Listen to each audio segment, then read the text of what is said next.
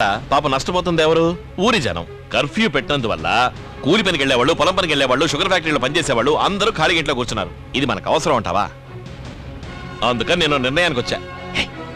కొడవలి తీసుకురా, కొడవలి కొడవలి కొడవలి. మల్లయ్య, గోపాలం ఎక్కడ లేరమ్మా? ఇక్కడ ఇప్పుడే నేను నరికి పారేసిపోగలను. నన్ను ఎప్పుడూ ఏమి చేయలేడు. కానీ అందుకోసం నేను ఇక్కడికి రాలా. నువ్వు ఆ రోజు చేసింది తప్పు కనుకే నిన్ను మా నాన్న పదవి నుంచి దింపేశాడు. కానీ నువ్వు మా అమ్మ నాన్నల్ని సాక్ష్యం లేకుండా చంపేశాడు. 100 కోట్లు ఇచ్చినా దొరకని మినిస్టర్ పదవి నుంచి నన్ను దించేశాడు. 28 కోట్ల ఆస్తి, ఆ చక్కెర ఫ్యాక్టరీ నా నుంచి లాక్కొని గవర్నమెంట్కి ఇచ్చేశాడు. 3 సంవత్సరాలు నన్ను జైల్లో చిప్పకుడి తినేలా చేశాడు. ఇవన్నీ మర్చిపోమంటావా? సరే, తప్పంతా మాదే. నీ కాళ్ళ మీద పడమంటావా? ఇప్పుడు పడమంటావా? రోడ్లో పడమంటావా? ఊరందరినీ పిలు, వాళ్ళ ముందు పడతాను. నువ్వు నాకంటే పెద్దవాడివే కదా, నీ కాళ్ళ మీద పడ్డంలో తప్పే. మీ అమ్మ నాన్నను చంపినట్టు ఎప్పుడు నిన్ను చంపుతానో అప్పుడేరా నాకు మనశ్శాంతి. అక్క మొండోడక్క, చెప్తే వినిపించుకోడు.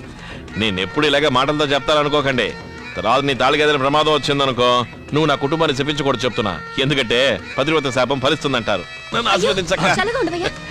వస్తానక్క, కాస్త గురువుగారికి బుద్ధి చెప్పక.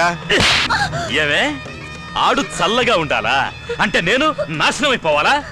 వెళ్ళి కొడవలి తీసుకురమ్మని చెప్తే నీ తాలికి ఎసరెడ్డానికి వచ్చినోడిని ఎర్రి బాగులు దానిలాగా ఆశీర్వదించి పంపిస్తా.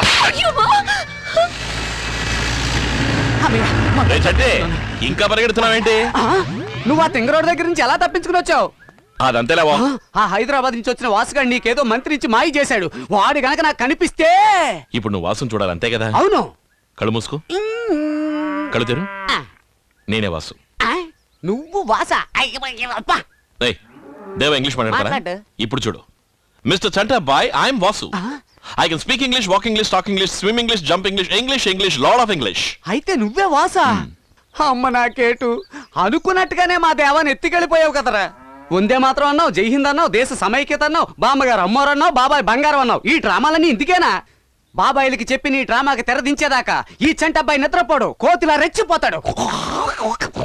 రే కోతి, నువ్వు పరిగెత్తుకుంటూ వెళ్ళి చెప్పేలాగా నేను జీపులో వెళ్ళి నువ్వే దేవాన్ని పంపించామని చెప్తా. వాళ్ళు నమ్మితే కదా. బాబాయిలు నీ మాట నమ్ముతారా, దేవ మాట నమ్ముతారా? దేవ మాట నమ్ముతారు. అయితే నా మాటగా నమ్ముతారు.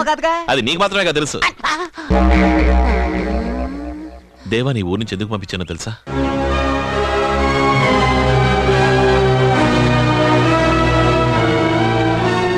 పది రోజుల తర్వాత దేవా ఈ ఊళ్ళోకి వచ్చేటప్పటికి నాగభూషణ్ అనే వ్యక్తి బతుకుండకూడదు. బతికి ఉంటే వాడు మంచివాడిగా మారుండాలి. కత్తులు కటారులతో చేయలేని పనిని నేను తెలివితేటలతో చేసి చూపిస్తాను. మా అన్నయ్య ఏ సమస్యలు లేకుండా సంతోషంగా ఉండాలి. ఇంట్లో మనిషిని కొట్టినట్టు కొడుతున్నారా మీరు? ఎవరో బయట కొట్టినట్టు కొడుతున్నారు. అసలేంటి బాబాయ్? దేవా నాగభూషణం ఇంటికి వెళ్ళేటప్పుడు నువ్వు కూడా కలిసి వెళ్ళావుగా. ఆ జీప్ కూడా మాతో వచ్చింది. దాన్ని ఇలాగే కుమ్మేవచ్చుగా. టింకరింగ్కి పంచరింగ్కి 10,000 అవుద్దని చూస్తున్నారు. ఇదిగో ఇంకొక దెబ్బ నా మీద పడ్డా ఊరుకోను. సరదా కొడితే పర్లేదు కానీ సీరియస్ గా కొడితే ఒప్పుకోను చెప్తున్నా. ఎక్కువ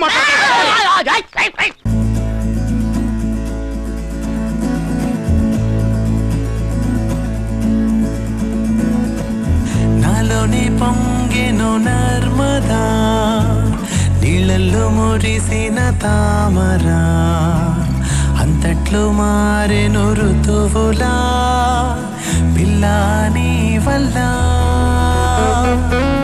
నీతో పొంగే వెల్లువా, నీళ్ళలో